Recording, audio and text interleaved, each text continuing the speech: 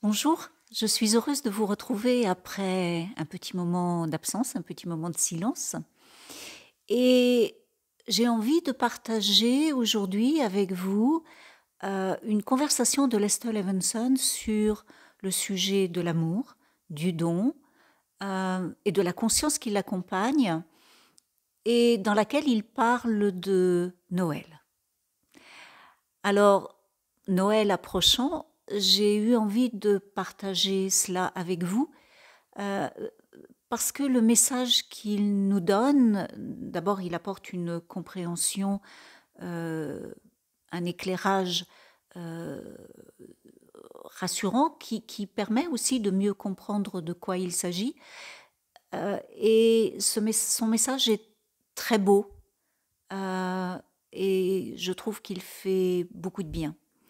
Donc il va y avoir deux parties à cette brève qui sera un petit peu plus longue qu'une brève traditionnelle, où je vais vous lire en entier la présentation qu'il fait du sujet, et puis dans une deuxième partie, les réponses qu'il fait aux questions qui lui ont été posées.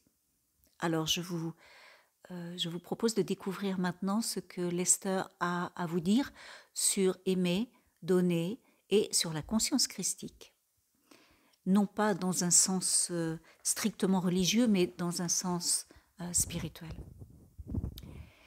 En fait, aimer et donner sont deux synonymes. C'est dans l'esprit du don que se trouve le secret de la joie. Lorsque l'on a pleinement, on veut donner tout ce que l'on a à tout le monde. On a la joie infinie. C'est tellement important. C'est dans l'esprit du don. Bien entendu, il ne s'agit pas de donner des choses. C'est malheureusement ce que Noël est devenu. Noël est en lien avec le Christ. Le Christ n'est pas l'homme Jésus. Le Christ est le titre que Jésus a atteint, la conscience christique. Si vous séparez les deux, Jésus et le Christ, vous comprendrez mieux ce qu'il dit et vous comprendrez mieux la Bible. Quand il dit « je suis la voie », il ne fait pas référence à lui en tant que Jésus, mais en tant que conscience christique. Avant d'aller plus loin, laissez-moi vous expliquer ce que je veux dire quand je parle du Christ et de Jésus. Évidemment, Jésus est l'homme qui est né il y a environ 2000 ans et qui, par les vertus ou la bonne utilisation des vertus, a utilisé le monde de manière juste, vertueuse, pour atteindre la conscience christique. En faisant cela, il a montré la voie vers l'immortalité que chacun d'entre nous doit suivre. Nous devons passer par la mort, c'est-à-dire éliminer toutes les pensées liées à la mort de notre conscience et ne maintenir que l'éternité et l'immortalité. Afin de nous le montrer, il a permis sa propre crucifixion et ainsi fait la preuve de l'immortalité en ressuscitant. Il a ouvert la voie, il a dédié et donné sa vie pour nous montrer la voie. La conscience christique est la conscience qui nous sauve de cette galère dans laquelle nous nous embarquons dès que nous essayons d'être terrestres. C'est en atteignant la conscience christique que l'on se libère de toutes les horreurs et des malheurs de ce monde. C'est la conscience christique qui nous libère de toutes les difficultés et nous mène à notre immortalité. Si nous essayons d'être Jésus, nous devrions subir toutes les épreuves qu'il a traversées.